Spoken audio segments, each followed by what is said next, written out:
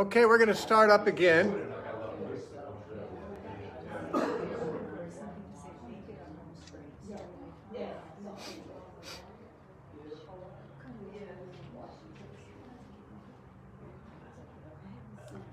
All right, it's good to have you all still here.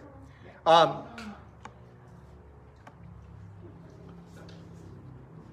right, we'll just kind of pick up where we left off, and believe me, it'll go much faster because the first 3 chapters are full of most of the message of the book, which is why they get so much commentary, and also is a long introduction, but the rest actually can go rather quickly. We're not going to by any means go verse by verse. We advertise this as an introduction and an overview of the book. Now, we've talked about chapters 1 and 2, how chapter 1 had the history of Hosea marrying and having children. And chapter 2, in the beginning of it, the first, verses 2 through 13, is sort of a lambast of Israel for her various crimes, and God really making his case of why he's separating from her.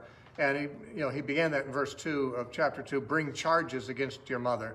And he's going to use that term again in chapter 4, eventually here in verse 1, where he's going to say, the Lord brings a charge against the inhabitants of Israel. So these are the charges. And then I'm not going to go over them, but I will say this, that you find that if you read through the book of Hosea, the things that God was complaining about are their idolatry, which he refers to as harlotry. Harlotry is a code word for idolatry when you're talking about Israel and God, because God and Israel are married, or were, and she slept with too many men. And so he put her away, he said. He says there's, for example, as you read through, they've done a lot of different crimes. They've rejected the prophets. They've been treacherous against the covenant. They're priests and they're prophets, that is, they're false prophets, and the people are all pretty much compromised in this deal. They've all departed from God. The main thing he keeps saying is there's no knowledge of God. He begins talking that way in chapter 4, but he does have, at the end of each of the first 3 chapters, as I mentioned, a section about the Messianic salvation, Messianic age, when the Messiah would come and gather the true Israel, the faithful remnant, to himself and bring salvation. Now, we mentioned just before taking a break that in chapter 2, verse 23, which is one of these salvation sections, he has made a play on words of the second and third child of Hosea. The second and third children are the ones who represent Israel in alienation from God because of harlotry. And he says, I will have mercy on her who had not obtained mercy. I will say to those who were not my people, you are my people, and they shall say, you are my God. So if he's going to say that to people who were not his people and who had never previously received mercy, that includes Gentiles. Certainly, if anyone had not been his people, it's the Gentiles. The Jews had been. But he's, of course, talking about the faithful Jews would be shown mercy, those who come to Christ, and Gentiles too. People who had not been his people before would now be his people. And that is, of course, what has become true since the death, resurrection of Christ and his enthronement at the right hand of God, where he's sitting at God's right hand till all his enemies are brought under his feet. We were once his enemies. We've been brought under his feet. We now serve him. And that's his mission during this past 2,000 years until he returns. Now, chapter 3 then is very short, and it finishes up the story of Hosea. It says, then the Lord said to me, go again, love a woman who is loved by a lover and is committing adultery, just like the love of the Lord for the children of Israel, who look to other gods and love the raisin cakes of the pagans. Now, the raisin cakes is something that was eaten in the idolatrous feasts, possibly with, some think it was an aphrodisiac that would be used to sleep with temple prostitutes and things like that. Anyway, he's saying that they love those more than they love God. So I bought her for myself for 15 shekels of silver and 1.5 omers, or excuse me, 1/2 omer of barley. Now, under the law, the price of a slave, if one was gored by an ox and you had to make restitution because it was your ox and someone else's slave, the restitution was 30 pieces of silver. That's how much, of course, Judas betrayed Jesus for, as if he were a common slave. But here, she's being bought at budget price, 15 shekels of silver. That's half price. Of course, there's some bushels of grain here to make up the difference. I don't know if they did make up the difference, or if they were just, incentive for the seller to let it be sold at the low price. It may be that she's being bought at half the price of an ordinary slave because she's damaged goods, and she's not of that much value, especially if the person selling her is a pimp. After a few years of that kind of lifestyle, it might be that customers are looking for someone a little less used up. And so she's less desirable, and yet Hosea takes her back at God's instructions. And he said, I said to her, you shall stay with me many days. You shall not play the harlot, nor shall you have a man. Thus I will also be toward you. For the children of Israel shall abide many days without king or prince, without sacrifice or sacred pillar, without ephod or teraphim. Afterward the children of Israel shall return, seek the Lord their God and David their king, which is a name for the Messiah. And I'll explain that in a moment. And fear the Lord and his goodness in the latter days.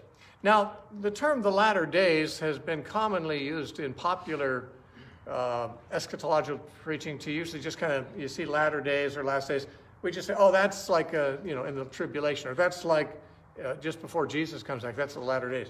Unfortunately, it's not that easy. When the Old Testament uses the term latter days, or even last days, it's not always talking about the same days. A lot of times it's just talking about days later than these. Somebody has brought soft drinks. Thank you very much. You can put them at you can put them anywhere here. Thank you for doing that. So latter days often refers to just days later than the person talking. In fact, the term last days refers to the time of the first coming of Jesus. We know that because of many references in the New Testament, like Hebrews chapter 1, which says, God, who at sundry times in diverse manners spoke to our fathers in time past through the prophets, has spoken to us in these last days by his Son. Paul said in 1 Corinthians 9 that we are those, he's speaking of himself and his readers, we are those who live at the end of the ages. John in 1 John chapter 2 said, beloved, it is the last hour. And as you've heard that Antichrist shall come, even now there are many Antichrists, whereby we know that it is the last hour.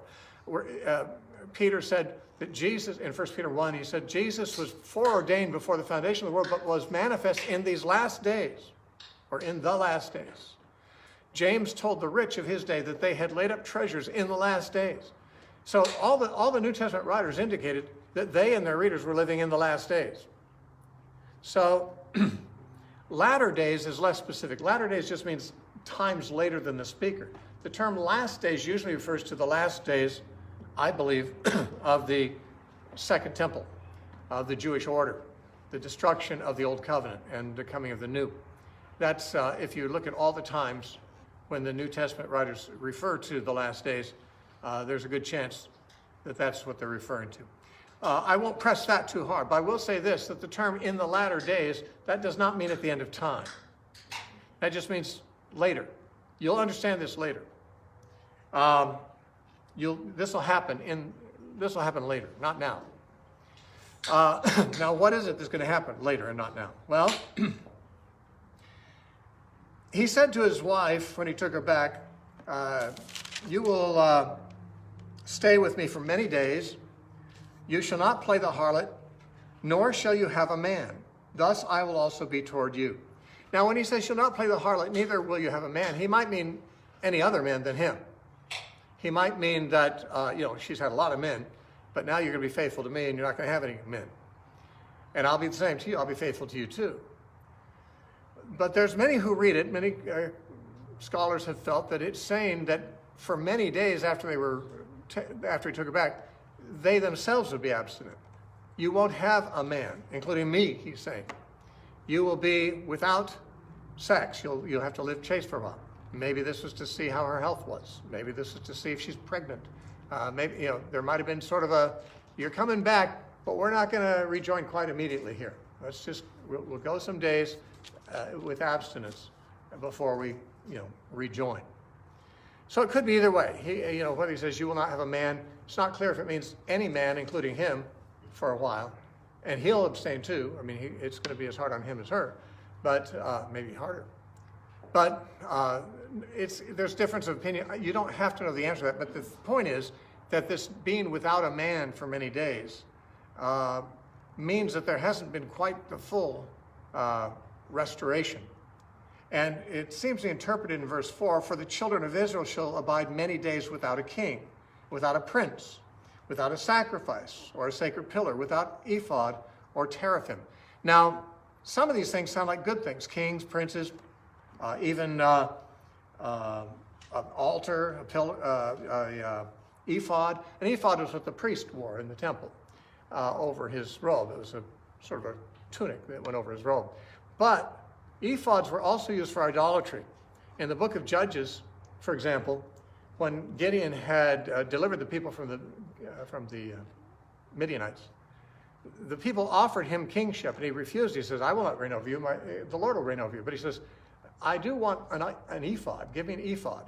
Now, we don't know what he wanted that for, but he never served as priest, so I don't know why he wanted the ephod. But it says in Judges chapter 8 that in later times, in latter days, the Israelites worshipped the ephod. It became an idol to them.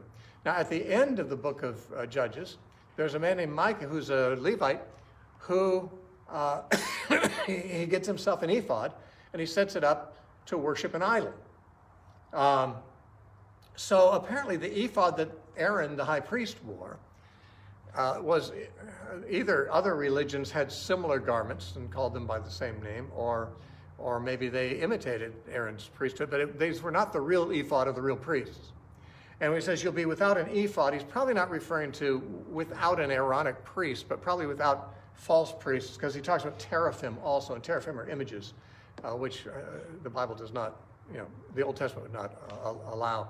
So he's saying you're not going to have these idolatrous things, idolatrous priests and ephods and altars and so forth. You're not going to practice idolatry.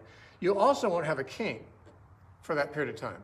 Now, interestingly, in Old Testament times, after the destruction of the northern kingdom, they never did have a king again, though, as I said, some individuals, a remnant of the 10 northern tribes, had, prior to the Assyrian invasion, they had migrated to Judah. We read about that in the book of Chronicles several times, that there were migrations of people from the north who didn't like the paganism, and they wanted to worship in Jerusalem, so they became Judahites. They came back to Judah. And therefore, when the northern kingdom was destroyed, all Jews of every tribe were called Judah. And that's why they're all called Jews later on, because the name comes from Judah. Now, even Judah was without a king after it went into Babylon. They came back from Babylon. Zerubbabel was a descendant from the kings of Judah, but he was not a king. And they never really had a Jewish king until Jesus came. They did have a king of the Jews named Herod, but he was not Jewish. He was Edomite. Prior to Herod, there were some, what they call the Hasmonean dynasty, which were priests, not Judahites. They didn't have a Jewish king until Jesus came, the king of the Jews. He who is born, as the wise men said, king of the Jews. So there's a prediction here that there'd be a long period of time where Israel, after their destruction, would not have a king. But then they would. This would have to be, I think, after the destruction of both nations. They never had a king again until Jesus came. And that king, it says in verse 5, afterward the children of Israel shall return and seek the Lord their God, and David their king, and fear the Lord in his goodness in the latter days. Now, the reference to David the king, some people have said, well, this refers to the millennial reign, and when Jesus comes back and everyone's raised from the dead, then David will reign. After all, why not? He reigned 1,000 years before Christ. Why not 2,000 years after Christ? If Jesus comes back and sets up a 1,000-year reign, why can't David rule there? Well, mainly because most of the Scripture says the Messiah is going to rule during the Messianic age. And yet there are two other prophets, three other places in the Old Testament that refer to the Messiah as David. One of them is in Jeremiah chapter 30 and verse 9, which is Messianic. And it says, "But they shall serve the Lord their God and David their king, whom I will raise up for them." So again, it's referring to the Messiah. They'll serve him. Likewise in Ezekiel, both chapter 34 and 37, Ezekiel 34, verse 22 says, "Therefore I will save my flock, and they shall no longer be prey. And I will judge between sheep and sheep. I will establish one shepherd over them, and he shall feed them, my servant David. He shall feed them and be their shepherd." Now, the wording of this passage should sound very familiar. It sounds an awful lot like John chapter 10, where it says, "I will save my flock. They shall no longer be a prey. I will judge between sheep." He says, I should have read verse 21. Verse 23 is good. "I will establish one shepherd over them, and he shall feed them, my servant David." He also mentions them as his flock in that earlier verse too, "Save my flock." In John 10, Jesus told his disciples, "I have other sheep that you don't know about." This is after he said, "I'm the good shepherd," referring to this passage. And so I'm the good shepherd of the sheep. And he later says, "I have other sheep that you don't know about. I'm going to go and bring them also, and there will be one flock and one shepherd." That is, to bring the Gentiles as well as the Jews, the believing Gentiles, bring them into his kingdom, into his church, and there'll be one flock with one shepherd. That's the language Jesus used, and that's what it says here. "I will establish one shepherd over them, and they'll be my flock, and my servant David." That's Jesus. Why would he be called David here? By the way, there's one other reference to Messiah as David over in Ezekiel 37, verse 24. Why? Well, because first of all, God didn't reveal the real name of the Messiah in the Old Testament. Just like when he talked about John the Baptist in Malachi chapter 4, he called him Elijah. Why? Elijah is a type of John the Baptist. David is a type of the Messiah. The real names of Jesus and John the Baptist were not revealed until New Testament times, but they were referred to a couple times with code names. In this case, David. Why? Because David was not only the name of a man, but of a dynasty. The house of David. Every king of the house of David could be called David. For example, David's grandson, Rehoboam, when he made a policy that the people of Israel didn't like that caused the division of the two nations from each other, they said as they left, "See to your own house, O David." They called Rehoboam David. He wasn't David. He wasn't even David's son. He was his grandson. But he was the king who sat on David's throne. He was the successor of David, and David was a dynasty. God had promised David that a son of his would sit on his throne forever after him, a dynasty that would never end, and the Messiah would be of that. So the Messiah, like every king descended from David, can be called David. And David was indeed a type of the Messiah. So referring to him, Hosea, Isaiah, and Ezekiel all refer to the Messiah as David. But there's another thing to observe, and that is I said these passages in Hosea are talking about the present age and Jesus reigning. He's David reigning over his flock now. Well, he certainly identified himself as the one who's the shepherd over his one flock in his own words. But more than that, let me show you something in 2 Samuel chapter 7, which is the first time that God promised David that the Messiah would be his offspring. This is the promise. This is the whole foundation for the Jewish hope that the Messiah will be descended from David, and the Christian belief that he was descended from David. It's this passage when David wanted to build a temple, a house for God, and God says, "No, I don't think so. I didn't ask you to build me a house, but I'll build you a house." And by house, he meant a dynasty, the house of David. And so this is where this prophecy comes from about the Messiah being descended from David. And every Jew, every rabbi sees it this way. There's not many things rabbis agree about, but they agree about this. You get 3 Jews, you got 4 opinions. It's hard to find rabbis who agree with each other, but but they agree on this. It's a universal belief. And God says through Nathan the prophet. Pardon? This is 2 Samuel 7, beginning of verse 12. David is told this: when your days are fulfilled and you rest with your fathers, I will set up your seed after you, who will come from your body, and I will establish his kingdom. And he shall build a house for my name, which is the church, made of living stones. And I will establish the throne of his kingdom forever. I will be his father, and he shall be my son. And it goes on. Now, this prophecy has some fulfillment in Solomon, but not ultimate. That statement, I'll be his father, he'll be for me his son, that's quoted in Hebrews 1:5 as referring to Jesus. The writer says, to which of the angels did God ever say, he shall be my son, I'll be his father? He's quoting this passage. He's implying, God said this to Jesus. This is Jesus that's being talked about. Solomon, like David himself, is a type of Christ. And the prophecy is about the Messiah. And it says that this Messiah will be raised up while David is sleeping in his grave. That's what he says. When your days are fulfilled and you rest with your fathers, I'll set up your seed after you. Now, this can't be in a future millennium, because in the millennium, if Jesus is going to come and set up a millennial kingdom, David won't be asleep anymore.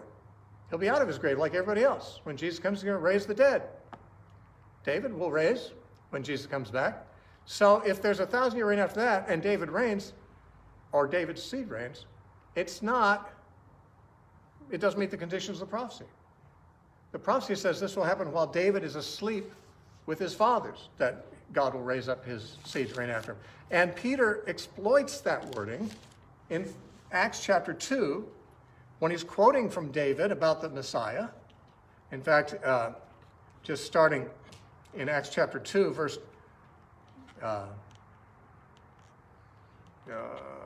27, Peter's preaching, he's quoting from Psalm 16, one of David's Psalms. Acts 2:27 says, because you will not leave my soul in Hades, nor will you allow your Holy One to see corruption. You have made known to me the ways of life. You will make me full of joy with your presence. Then Peter says about that, men and brethren, let me speak freely to you of the patriarch David, that he is both dead and buried, and his tomb is with us to this day. In other words, the conditions for the coming of the Messiah are met, according to 2 Samuel 7:12. It said it would happen when David is dead and when he's sleeping with his fathers. Peter says, well, he's dead, he's buried, his tomb is here. This is the time, isn't it? This is the time that was prophesied. He says, therefore, being a prophet, knowing that God had sworn with an oath to him, that of the fruit of his body, according to the flesh, he would raise up the Messiah to sit on his throne. He, foreseeing this, spoke concerning the resurrection of Christ. And then it says in verse 32, this Jesus God has raised up, of which we're all witnesses. In other words, God promised David he would raise up a seed of his to reign while he's dead in the tomb. And this Jesus, he has in fact fulfilled the promise, because this Jesus he has raised up. And David is in the tomb. So what Peter says is the promise of the messianic kingdom that God will establish forever with one of David's sons is now fulfilled with the rising up of Jesus, who's of the seed of David. And David's in his tomb. So the promise cannot be applied to a future time after Jesus comes back, because David won't be in his tomb anymore. He'll be raised. So anyway, frankly, the entire New Testament is consistent in always applying such prophecies to the present age, although it's more popular, especially for those who decide that the Jews who crucified Jesus, I guess, understood the prophecies better than the apostles, whom Jesus opened their understanding that they might understand the scriptures. Some people think this is yet to be fulfilled. This is actually the present time. Jesus is the shepherd. Jesus has gone to the Gentiles and still does to bring them to him, the sheep that the Jews didn't know about, along with the remnant disciples among the Jews. Jews and Gentiles together, God's broken down the middle wall of partition and made himself one new man in Christ. Okay, so this is one of the passages about the kingdom or the Messiah's age too. Now, I'm going to just dash through some summaries of chapters 4 through 13, because I want to take a little bit of time with chapter 14, which is another messianic passage. These passages in between have several things about them that might make them hard to understand. And by the way, if you're looking at the notes, I'm skipping over some. I'm on the back side now. There's a number of place and people's names that might be unfamiliar or used in an unfamiliar way. 32 times in the book of Hosea, the name Ephraim appears. Now, Ephraim was one of the tribes of the northern kingdom. It was the biggest. It was the predominant son of Joseph. When Joseph's tribe was divided into two, Ephraim and Manasseh, Ephraim was the more predominant of the two. And it apparently became the very largest tribe of the 10 in the north. And therefore, just like the southern kingdom, which had two tribes, Benjamin and Judah, it was called Judah because Judah was hugely larger than Benjamin. Therefore, although there were two tribes there, they just called the whole country Judah after the larger tribe. So also the northern kingdom had one tribe that was much larger and more prominent than the others, and that was Ephraim. So sometimes the nation to the north is called Ephraim, even though Ephraim technically is only one of the 10 tribes, not the whole nation. But Hosea is one who uses the word Ephraim instead of Israel, although the name Israel appears in Hosea 2. But 32 times. This is unusual for the prophets to do that. Now, the name Ephraim means double fruitfulness. And there's a theme going through Hosea of God sowing. First of all, scattering Israel in judgment, but later he's going to sow them to produce fruit. And the earth's going to bring forth its fruit. The idea of Israel being fruitful is an important concept in the Old and the New Testament. God's vineyard that he wanted to get good grapes from. He got sour grapes, so he tore down the vineyard. God's fig tree, which didn't produce, so Jesus cursed it. He said, no one will ever eat figs from you again. God's olive tree. Olive tree is an image of Israel. And also, cultivated land as opposed to wilderness. In the prophets, the idea of wilderness refers to land that no one has taken care of. And the Gentile world, or even Israel when they're banished under God's judgment, are likened to thorns and thistles and wilderness and so forth. But there's also predictions that God would pour out rivers in the desert and waters in the wilderness. And in Isaiah, these are identified as God pouring out his Spirit, which he did at Pentecost. And then the wilderness becomes fruitful. And this is all spiritual. The New Testament talks about the fruit of the Spirit. Jesus even talks about Israel as a vineyard, which the tenants didn't provide the fruit to the owners, so he destroyed them and leased it out to others who would bear the fruit of it, meaning the true followers of Christ will bear the fruit. Now, this is not, fruit like you buy at a market. This is spiritual fruit. And so the imagery of God sowing, seeking a harvest, the expressions of harvest, of fruitfulness, sowing, Jezreel means God sows. These are some of the themes that are there a lot, and even the name Ephraim as a name for Israel means double fruitfulness. That's what the name Israel means. I mean, not Israel, but Ephraim. Now, another word we've already talked about is Jezreel. We've seen the occasions where that occurs. We're not going to look at them again. But if you hadn't been told what Jezreel means, that's a very confusing part of the first chapter of Hosea. What in the world is the blood of Jezreel and so forth? Well, we talked about that. Another thing is you'll find 3 times in the book the name Beth-aven or Beth-aven. There's 2 opinions about this. Well, there's actually, in the Old Testament, in Judges or in Joshua, a mention of a town called Beth-aven, this very name. And it is said to be in the region of Bethel and Ai. And so it might seem natural to assume that whenever it talks about Beth-aven here, it's talking about that town. But there's a peculiarity in the interpretation of the word Aven. Beth-aven literally means house of wickedness.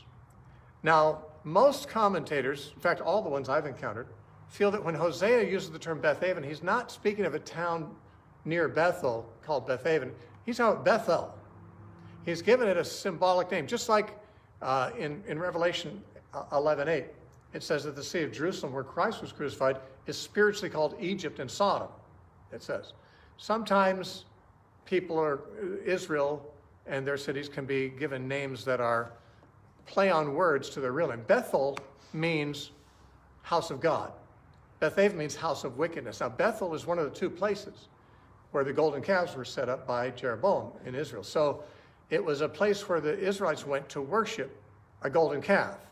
And it's virtually every commentator I've encountered has said that Bethaven is a pejorative nickname for Bethel, though there actually was a town called Bethaven too. But I think the commentators are probably right, because I believe it's a play on words, that it's no longer the house of God, Bethel. It's a house of wickedness, because a calf is worshipped there instead of God. Excuse me. Gilgal is mentioned a few times, 3 times, and God's, he talks about his anger at Gilgal. And this is apparently a reference to the fact that that's where Saul was made king. Now, there's a number of references in Hosea to Israel's seeking a king in Saul, and of God's anger at them doing so. And so this is, I think, probably Gilgal, though there's other things did happen at Gilgal also, because of the repeated theme of the evil choice of a king in Saul, that this is where Gilgal's offense is said to be. Let me show you some things, that both references to Gilgal, but also references to them seeking a king. In chapter 8 and verse 4, he says, "They set up kings, but not by me. They made princes, and I did not acknowledge it." Now, we could say, but God did set up Saul. Yeah, God did set up Saul because they insisted upon it. And he said, okay, I'll give you a king, but you're not going to be happy about it. And later on, he says in chapter 13, verses 10 and 11, Hosea 13, 10 and 11, it says, "I will be your king." Well, I should go to verse 9. "O Israel, you are destroyed by your help, but your help is from me. I will be your king. Where is any other that may save you in all your cities, and your judges, to whom you said, 'Give us a king and princes'? I gave you a king in my anger, and took him away in my wrath." Now, when they said, "Give us a king," that's 1 Samuel chapter 8, when they asked for a king for the first time in Israel, and Saul was given to him. He said, "I gave you a king, but I was angry about it, and I took him away in my anger too." You guys asked for a king, and you got what you asked for. Sort of like when they asked for meat in the wilderness instead of just manna. It says in the Psalms, it says God gave them their request, but with it leanness of soul. God sometimes answers your prayers, even if they're not good for you, just as a judgment on you. He'll give you what you ask for, so be careful. First of all, not to deserve that. And secondly, not to ask for things that will end up being a judgment upon you. Now, I have to say that when it says they set up kings but not of me in chapter 8 and verse 4, it could be a reference to the kings of the northern kingdom that were not descended from David, that they were not God's choices of kings. But God did choose Jeroboam, because a prophet came to Jeroboam before Solomon's death and told him that God's given him 10 of the tribes. So God gave them the king, Jeroboam, and God gave them Saul. But in both cases, it was because of their doing, because of their rebellion and so forth. So he said, I gave you kings, but I was angry about it. You set up kings. It was your idea to have kings, not mine, is basically, I think, what he's saying there. And therefore, he's got a complaint against that. In chapter 9 and verse 15, he says, "All their wickedness is in Gilgal, for there I hated them." Now, that's where Saul was made king, in Gilgal. And it's probably referring to these other references to Saul. And there's a couple of other references to Gilgal that are somewhat more neutral in the book of Hosea, but just so when you see the word Gilgal in 3 different passages, that's where Saul was made king, and that's why God speaks negatively about it. Then there's Gibeah. Gibeah is also mentioned 3 times in the book. Now, Gibeah was a town in Benjamin's territory where a Levite was traveling and sought to spend the night with his concubine, and he was hosted in the home of a local. And the people of the men of Gibeah came and surrounded the house, just like the men in Sodom did surrounded Lot's house, and wanted to rape the angels that were with Lot. In this case, they wanted to rape the man, and instead he gave them his concubine. Now, a concubine was somebody you're married to, but she's a slave. She's not like a free wife, not like a free woman, and status of slaves is a lot lower. And of course, we don't have any sympathy for slavery anymore anyway, but In those days, slavery was normal, and a slave was worth less than a person, a regular person, a free person. So she was sacrificed, and she was gang raped to death. She was dead the next morning. And the man who had her as his concubine, he picked up her body, put her on his donkey, took her home, and cut her body into 12 pieces, and sent a piece each to each of the 12 tribes of Israel, which was a way of saying, anyone who does not respond to this summons, either you or your wives will be cut up into pieces like this. That's basically what the meaning was in the Middle East, to do that kind of thing. Just like when they made a covenant, they'd cut an animal in two and they'd pass between it, and they'd say, if I do not keep this covenant, may I be cut in two just like this animal is. I mean, the dissecting of the woman into 12 pieces was like, okay, this is what curse will come on you people if you don't respond. And so all the people of Israel came and they went to war against Benjamin. And Benjamin was almost annihilated completely. Only a few hundred of them, I think, survived it. That's why Benjamin was always a really small tribe after that. But Gibeah was this horrible place, like Sodom, really, where these people tried to rape the guy and end up raping his concubine to death. And that's saying, basically the statements are saying that this is how Israel is now. And so Gibeah is mentioned 3 times in the book. A name you might not connect with anything if I didn't tell you. You could study it yourself, but some people don't, so I'm giving you a leg up. Then a couple of times, depending on what translation you're reading, if you're reading the King James or the New King James, you find the term the King Jareb. King Jareb. If you look at it, chapter 5, verse 13 is the first instance. It says, when Ephraim saw his sickness and Judah saw his wound, then Ephraim went to Assyria and sent to King Jareb. He cannot cure you nor heal you of your wound. So they sent to King Jareb. And in chapter 10, verse 6, it says, the idol also should be carried to Assyria as a present to King Jareb. Now, modern translations don't say King Jareb, but there is no King Jareb. There never was a king in Assyria named Jareb. It is definitely referring to an Assyrian king. Both passages mention him being king of Assyria, but there was no Assyrian king named that. And all modern translations that I can find have rendered it the great king, that they sent to the great king in Assyria. Now, what the verses are referring to, the first one we read, 5:13, is talking about how Israel, when they were threatened by other nations, they made a pact with Assyria. And they made sort of a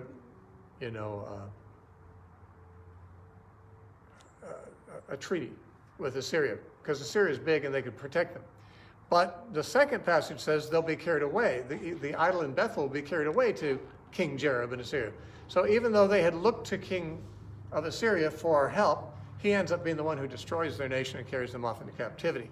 But why does it say King Jareb? It's a idiosyncrasy in the Hebrew, the way it's written. The spacing between the letters can go one way or another. And one way, it makes it great king. The other way makes it, Jareb, I believe, means contentious or contention. So it could be translated the king of contention, but that doesn't make much sense. But the great king would make sense, and certainly Assyria's king was the great king in that region. This is talking about Sennacherib III. Both the king of Israel and the king of Judah both sought alliances with Sennacherib in order to protect them, and neither of them came through for them. Anyway, that's who King Jareb is, if you're reading a translation that says that. Now, if you're not reading King James or New King James, it probably just says great king. So that wouldn't be so confusing. But if you got this translation, it would be confusing. Now, I want to just take a few more points here. There are several references to historical things. I won't go over those, but those are in your notes. A reference to Jacob's flight from Esau is found in chapter 12, verse 12. Jacob's wrestling with the angel or with God is mentioned in chapter 12, verses 3 and 4. God delivering them from Egypt, and yet them being rebellious against him in the wilderness. That's mentioned a few times, chapter 11, verses 1 through 4, chapter 12, verses 13 and 14, and chapter 13, verses 4 through 6. Now, also their choice of a king. We've mentioned that already. So these are looking back at Israel's history at times, first of all, better times. When Jacob, pled with God for mercy when he wrestled with him. When Jacob met God when he fled from Esau at Bethel. These were pristine times. Jacob was their ancestor. The whole nation had come out of him. And, it started out with a man who did deal with God and a man who surrendered to God, but not like his descendants now, who are rebellious against God and departed from God. That's the point that's being made. Also, the fact that their deliverance from Egypt was followed by their rebellion against him. I might just read one of these passages. Chapter 11. Well, you know what? I'm going to read this passage later because I want to end this with with the way Paul and Matthew and others quote these passages. I'm not going to go into that right now. But one point I want to make before I get to the New Testament application of these verses is, in the notes, it's point number 8, that Assyria is likened to a new Egypt for Israel. Israel was delivered from Egypt, from slavery, and God established them as a nation. And he told them they'd never see the Egyptians again. That's what Moses told them. You take one last look, you'll never see these people again because they're going to be wiped out in the Red Sea. Well, Hosea says several times, well, they are going to go back to Egypt now. But it sounds like a contradiction, but then he makes it clear, when I say Egypt, I mean Assyria. We'll see that that's what he says. But the point here is that they're going to go into captivity again as they had been in Egypt. It's going to be like a second Egypt for them. Assyria is going to be a replay, in a way, of Egypt. So we see, for example, in chapter 7 and verse 16, he says, they return, but not to the Most High. They are like a deceitful bow. Their princes shall fall by the sword, for their cursings of their tongue. This shall be their derision in the land of Egypt.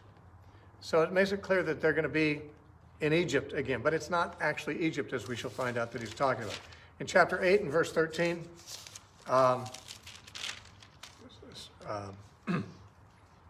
it says, for the sacrifices of my offerings, they sacrifice flesh and eat it, but the Lord does not accept them. Now he will remember their iniquity and punish their sins. They shall return to Egypt. Okay, so sounds like they're going to go back to Pharaoh's land, where they had begun as a nation. Chapter 9 and verse 3, he says, Ephraim shall return to Egypt, and they shall eat unclean things in Assyria. Now, here we see kind of a mixing of Egypt and Assyria, but then the final reference to it is in chapter 11 and verse 5, where it says, he shall not return to the land of Egypt, but the Assyrian shall be his king. So he said earlier, you're going to go back to Egypt. You're going to go back to Egypt. Now he says, you're not going back to Egypt. You're going to Assyria. So he's basically saying, when I said you're going back to Egypt, I'm speaking figuratively. You're really going to Assyria. It's going to be your new Egypt. It's going to be like you're unborn. The nation was born out of Egypt. They were just a bunch of related people in Egypt. They weren't even a nation. God brought them out of Egypt, and with that deliverance came their establishment as a nation at Mount Sinai.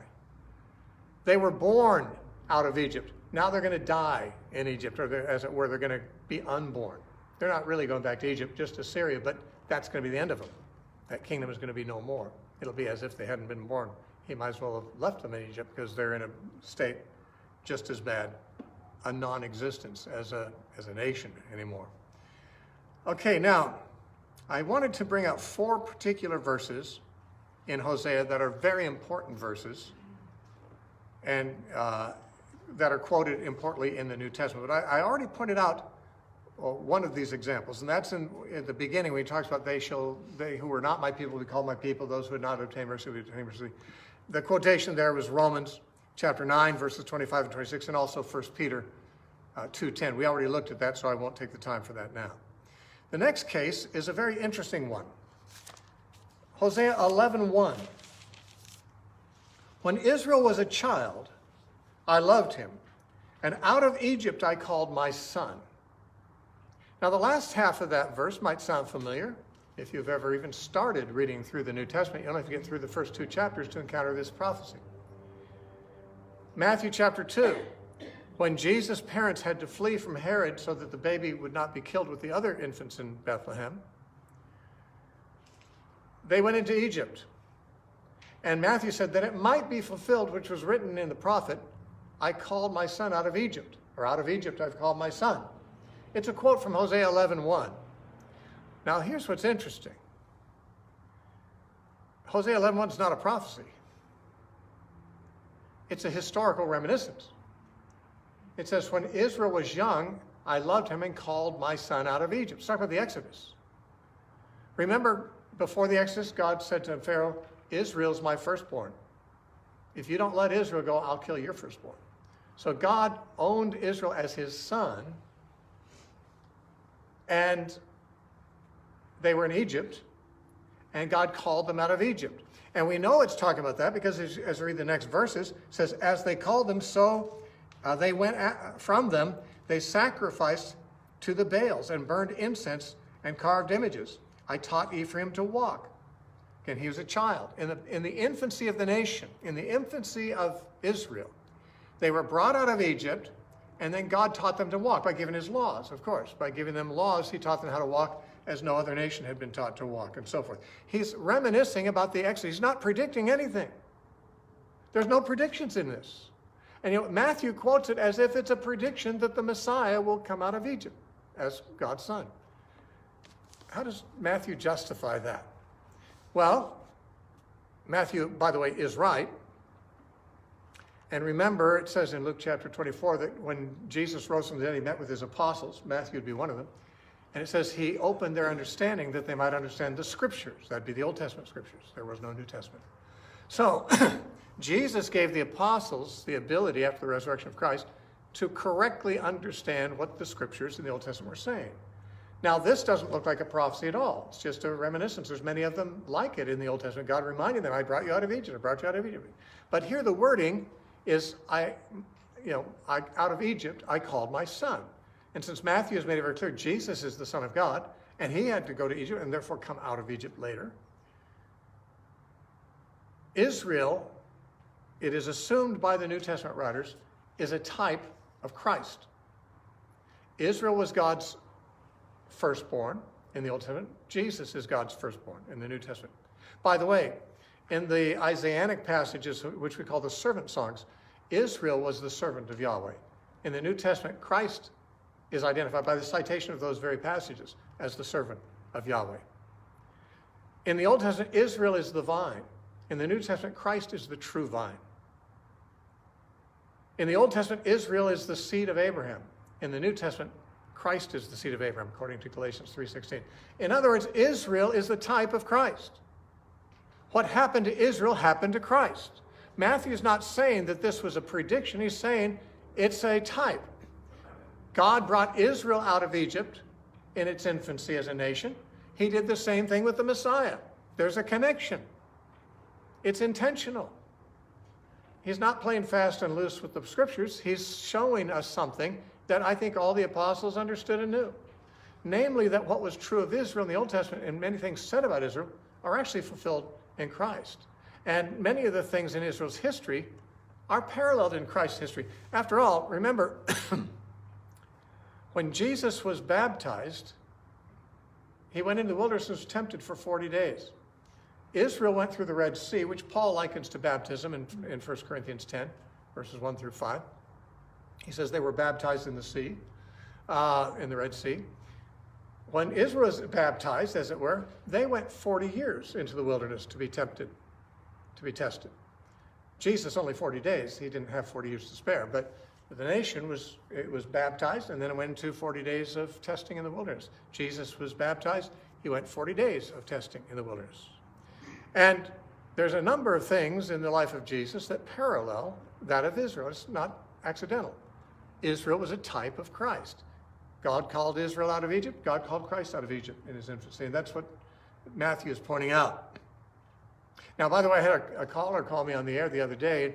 He says, Jesus fulfilled 300 prophecies literally when he was here the first time. Why don't you think that all the prophecies about his second coming will be literal? In other words, why am I not a premillennialist and a dispensationalist is what he's asking. And I said, well, I don't believe you were right in the first statement, that Jesus fulfilled 300 prophecies literally. The truth is, Jesus probably did fill about 300 prophecies. That's how many people have identified. But he didn't do it literally. Hosea 11:1 is not a literal fulfillment. Hosea didn't say, the Messiah will come out of Egypt. Hosea said, Israel came out of Egypt. Matthew interpreted typologically, not literally. It wasn't a literal prediction. It was literally fulfilled. It was something else. A group of scholars, graduate students, I think, from Dallas Theological Seminary actually went through all the prophecies, or at least a large number of the sampling of the prophecies that Jesus fulfilled in the New Testament, and tested. They said 1 out of 3 were literally fulfilled. The others were all fulfilled typologically or symbolically or metaphorically. For example, in Matthew chapter 2, where we have this quoted, there are 4 prophecies said to be fulfilled in Matthew 2. One of them is that he'd be born in Bethlehem. Well, that was literal. The next one, or at least one of the next ones, was that, I think the next one was that Rachel wept in her grave, as Jeremiah says, when the babies in Bethlehem were slain. Well, Rachel didn't really come to life in her grave and weep in her tomb. That's a figure of speech. But Matthew says it was fulfilled when the babies were killed in Bethlehem. This is another one. Herod killed, they fled to Egypt, and that fulfilled what this said. Out of Egypt I called my son. Certainly not a literal prediction and fulfillment. And then the last verse in Matthew 2 says that he moved to Nazareth, that it might be fulfilled what was said in the prophets, he should be called a Nazarene. There's not one place in the prophets where Jesus is said to be a Nazarene. There's no prediction like that. But several of the prophets did say the Messiah would be called the branch, and Nazareth means the town of the branch. So Matthew is saying, the prophets, plural, called him the branch, and what do you know? He grew up in the town of the branch, which is what a Nazarene is, someone from Nazareth. So these are interesting ways in which Matthew and other New Testament writers saw fulfillment of Old Testament texts in the life of Christ. But even of those 4, only one of those 4 was literal. And we take the larger number, about 1 out of 3 are literal. The other 2/3 are something else. Okay, now let's take another one. Chapter 6, Hosea 6:6. This is a wonderful verse. Jesus quotes it twice. He says, "For I desire mercy and not sacrifice, and the knowledge of God more than burnt offerings." See, the knowledge of God is one of those things that God several times complains that they lacked. He wants them to know God more than he wants their burnt offerings. He wants them to have mercy, not just offer sacrifices. You see, they did offer sacrifices, as it turns out, to golden calves, but religion is not what God loves most. Offering sacrifices is religion. What he loves most is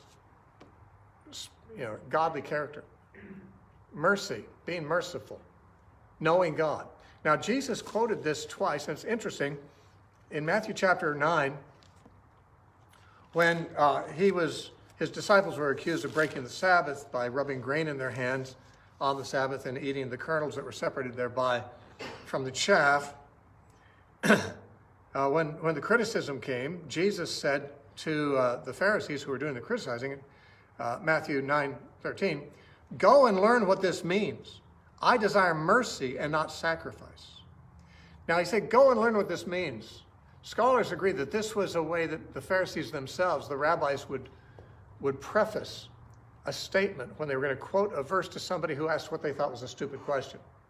In other words, it's not, "Oh, Rabbi," some unlearned person, "Oh, Rabbi, what must I do, in this situation?" And if the law had already addressed it, the Pharisees would say, "Go and learn what that means." And they'd quote the verse, like, "Don't you know anything?" Here Jesus turns it back on them. You go and learn what this means. Hosea 6:6, "I will have mercy and not sacrifice." Well, then if you look at chapter 12 of Matthew, they're criticizing him again because he's eating with tax collectors and sinners. And in chapter 12, verse 7, it says, Jesus said, "But if you had known what this means, I desire mercy, not sacrifice, you would not have condemned the guilty." He said, "I told you to go and learn what this means. Apparently you didn't do your homework because you still don't know what it means. If you had known what this means, you would have condemned the guiltless." What's he saying? He's saying that ritual religion, which is what set off Israel from other nations more than anything else, circumcision, keeping the Sabbath, the temple rituals that God gave them in Leviticus, all that ritual, the unclean foods that they would avoid, those were laws that separated them from the Gentiles. The Gentiles, some Gentiles would avoid murder and adultery, not perfectly, certainly. No nation has, even Israel didn't. But most of the laws of pagan nations forbade murder and theft and things like that. Some of those things were in the law of Moses. The moral laws were the common things God requires of everybody.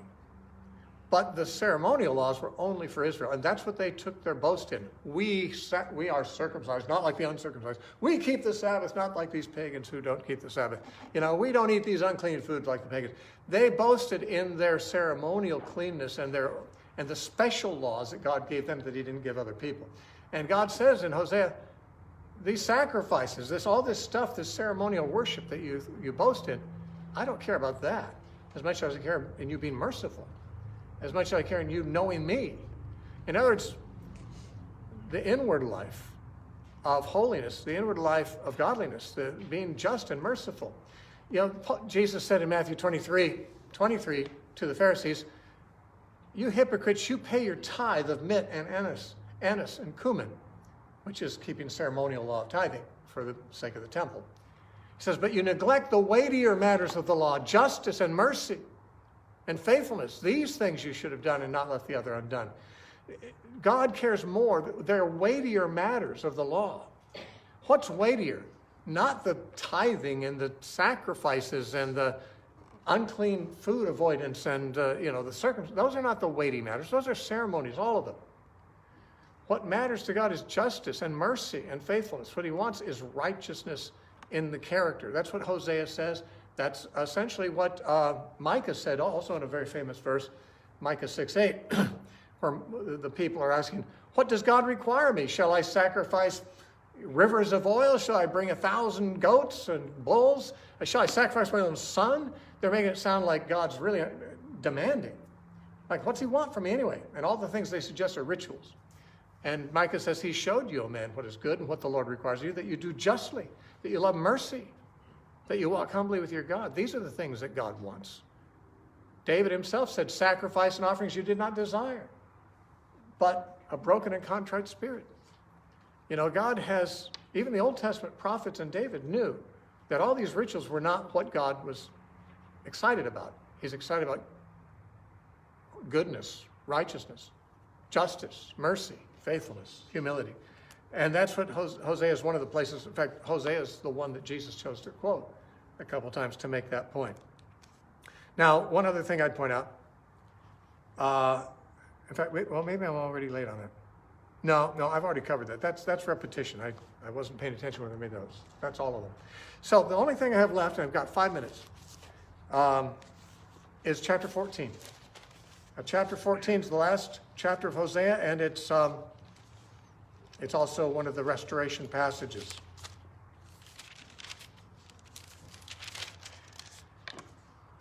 "O Israel, return to the Lord your God, for you have stumbled because of your iniquity.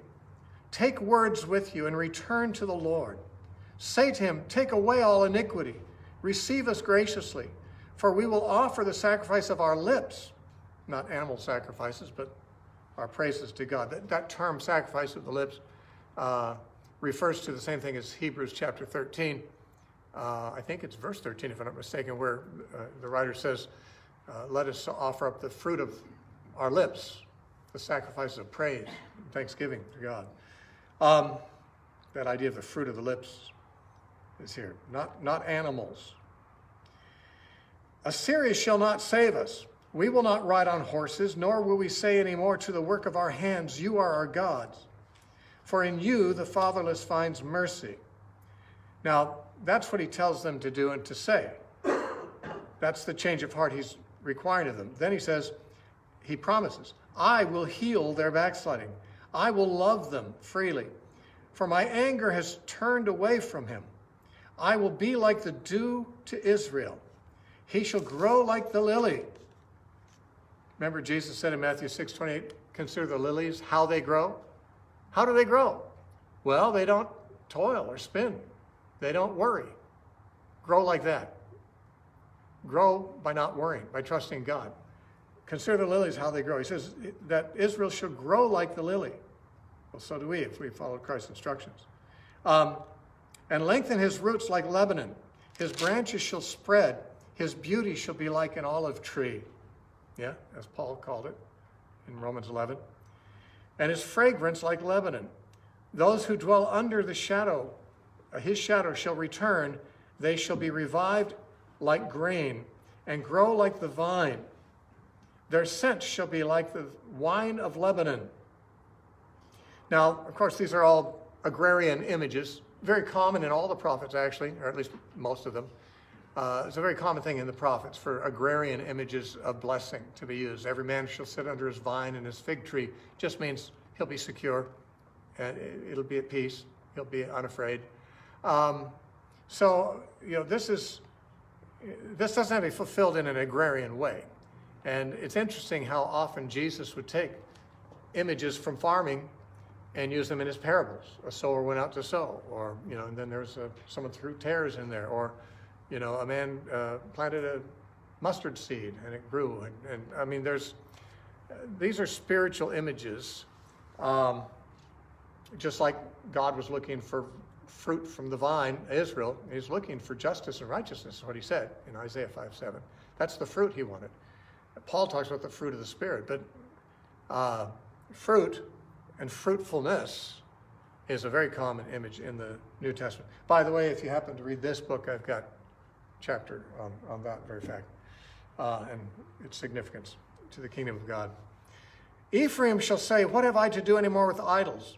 I have heard and observed him. I am like a green cypress tree. Your fruit is found in me. Now, this definitely sounds like Jesus. First of all, your fruit is found in me. Jesus said, every branch in me that abides in me shall bear much fruit. I am the vine, you're the branches. You remain in me and you'll bear fruit. Your fruit is in me.